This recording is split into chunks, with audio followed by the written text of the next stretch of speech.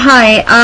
Okay, so this video is really poor quality, and I'm sorry about that. I'm having all kinds of trouble with the software. It's looping the video, which is weird. I've never encountered that before. The video is getting behind the audio, which is weird because usually it's the audio that lags. Anyway, it's only 15 minutes. I'm not going to fix it. I've been working on it for 2 hours already. I'm a little tired of doing that for a 15-minute video. If it's really unwatchable, try and get through the first 3 sections. They're not too, no, the second one is really bad. Try and get through it. If you can't get through it, I can do it again on Monday because it is just a short lesson, but we're still going to have the test on Tuesday as planned. Okay, so good luck. Bye. Or actually not bye, because you're going to watch the video now. I'm just going to paste this in at the front of the video. Okay, here we go. Hi everybody. Today we're going to do section 5.7, interpreting graphs of linear functions. And we're starting off with the vocabulary. The point where the graph intersects the horizontal or x-axis is called the x-intercept. Okay, so here's a picture where it crosses the x-axis, right here. It happens when y equals 0. I'm not sure that's going to get caught. That's y equals 0.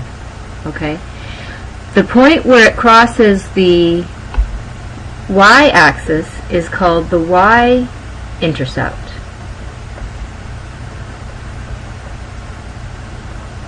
And that happens when x equals 0. So that one happens here, right? This is your y coordinate, this is your x coordinate. Your x-intercept happens when y equals 0, and your y-intercept happens when x equals 0. Memorize these. This is really important. Okay? Alright. Moving on. First thing we're going to look at is determining intercepts, domain, and range of the graph of a linear function. So we've done bits and pieces of this. We're going to put it together now.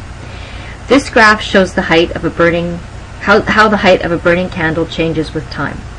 Write the coordinates of the points where the graph intersects the axes. So the first point up here is at 0, 10. And the second point down here is at 45 actually, sorry.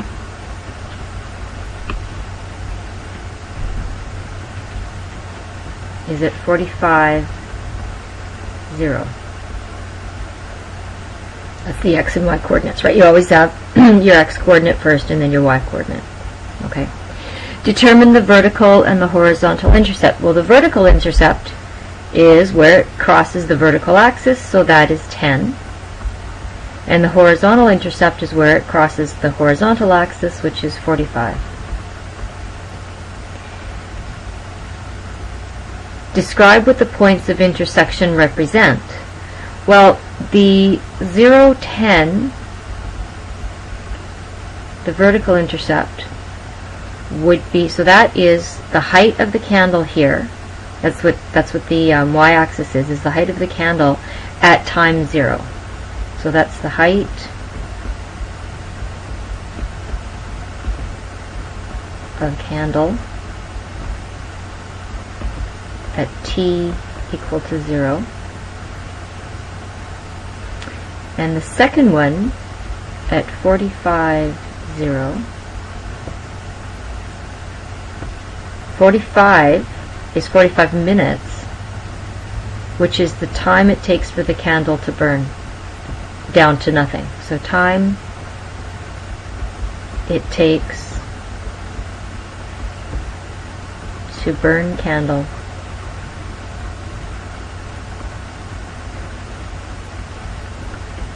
to height equal to 0.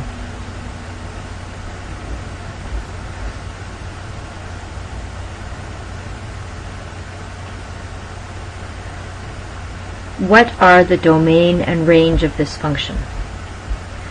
domain. What can x be? Well, x can be anything from 0 to 45. So x goes from 0 to 45, and it includes both of those because it can be 0 and it can be 45, so we need a less than or equal to sign. And the range y goes from 0 to 10. And again, it can include those points, so we need a less than or equal to sign. What is the burn rate for this candle? Well, rate is something happening per time, right? So this is going to be the change in height over change in time. And the change in height, well, the height is 0 at the end and 10 at the beginning. Because the change in the height needs to be negative, right? Because it goes down by 10. And the change in time is 45 minus 0, which is 45, because the time is positive. So it's 45 seconds. The height changes negative 10 in 45 minutes. So if we put that in our calculator, we get negative 0.22 centimeters per minute. The next concept is sketching a graph of a linear function in function notation. And it says sketch the graph of a linear function f of x equals 4x minus 3. Well, remember me with my little stick. F of x is actually just y, so this is y equals 4x minus 3, and we're going to graph it by doing a t-chart. Except, of course, I don't do my t-charts like t-charts. I do them as, I don't know, I guess I could call it an h-chart. I want this erased.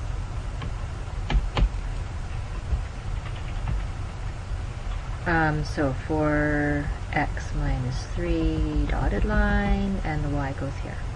So we plug in any values we want for x. I'm going to do x is 0, 1, 2. So if x is 0, 4 times 0 minus 3 is 0 minus 3 is negative 3, which gives us a point of 0, negative 3. If x is 1, this is 4 times 1 minus 3, which is 4 minus 3, which is 1. Gives us a point 1, 1. And if x is 2, this is 4 times 2 minus 3. 8 minus 3 is 5. 2, 5.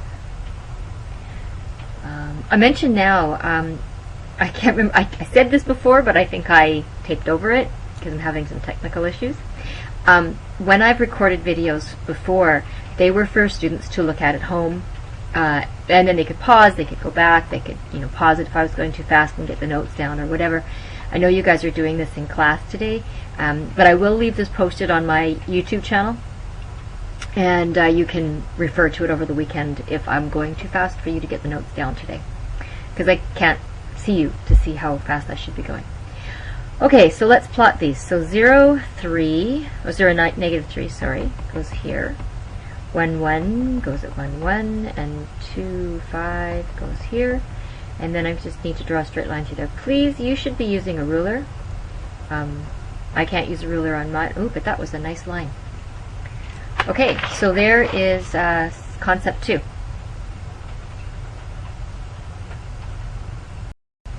Okay, next concept, matching a graph to a given rate of change and vertical intercept. Question says, which graph has a rate of change of -5 and a vertical intercept of 100? So justify your answer, which is important, otherwise you're just guessing. Okay, so both graphs have a vertical intercept of 100, right there and right there. So both have y-intercept of 100, so they both meet that criteria. And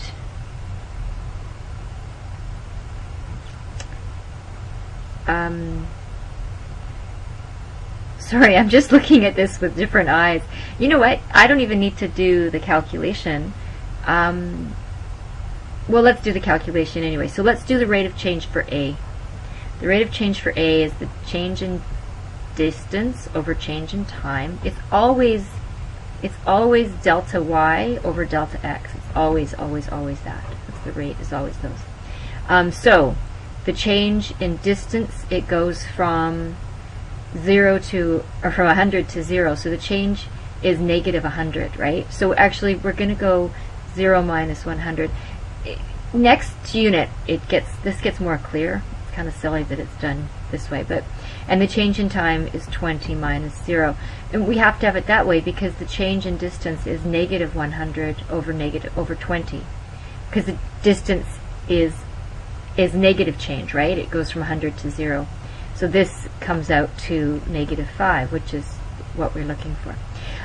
But you can see that just looking at it, the change on this graph is negative. It goes down. The distance changes. The rate of change is, distance is negative something over time. And here the distance gets greater with time, so it's got a positive rate of change. We'll look more at that next unit as well, actually. So the concept we're going to look at is solving a problem involving a linear function. And this graph is a host call by an electrician for up to 6 hours of work. This is what it would cost for the electrician's house call. The electrician charged $190 to complete a particular job. For how many hours did she work? And the first thing we need to look at on the graph is the y-intercept. So right here, here's the y-intercept. The y-intercept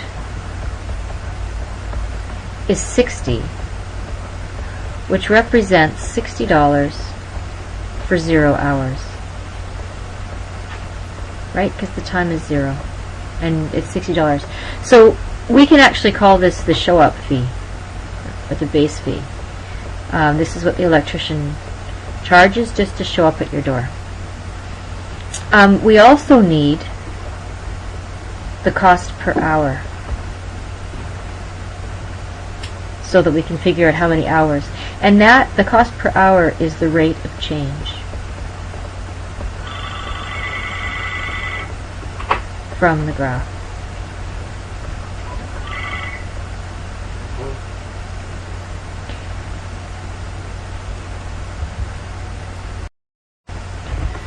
So to get the rate of change from the graph, we need the delta dollars, so the change in dollars over the change in time. And if we look at this point here, the coordinates of this point is 0, 60, and the coordinates of this point up here is 6, 300. So the change in time is, or change in dollars, sorry, is 300 minus 60 equals 240. And the change in time is 6 minus 0 is 6. So there's $240 charged over 6 hours, which if we reduce that comes out to $40 per hour. Okay? So the total fee is $190. So if we do 190 minus 60, that equals, so if we take away the base fee, that's the base fee, that equals $130. So we paid $130 for the hourly fee. And if we have $130 divided by $40 per hour, that comes out to 2.25 hours. And the last thing we have to do is check to see if this makes sense with the dims. Does it make sense? Well, let's go up to the graph and take a look. So if we go to 3.25 hours, which is going to be about here, and we go up to our line, and we hang a left, and we go along here, we end up just above this line. And each of these gaps here is $60, right? Because we know this one's 60 bucks. So 120 plus $60 is $180. So we come out just above $190. So yes, that makes sense. So 2.25 hours is a reasonable answer for this, and we put a box around it, and we're done. So I'm hoping that the video worked this time. we will be having, Monday we'll be working on the review package, and the test will be on Tuesday. I did copy the review package if you want to ask the TTOC for it, but we will have Monday to work on it in class. Okay? Alright, have a great weekend. Bye.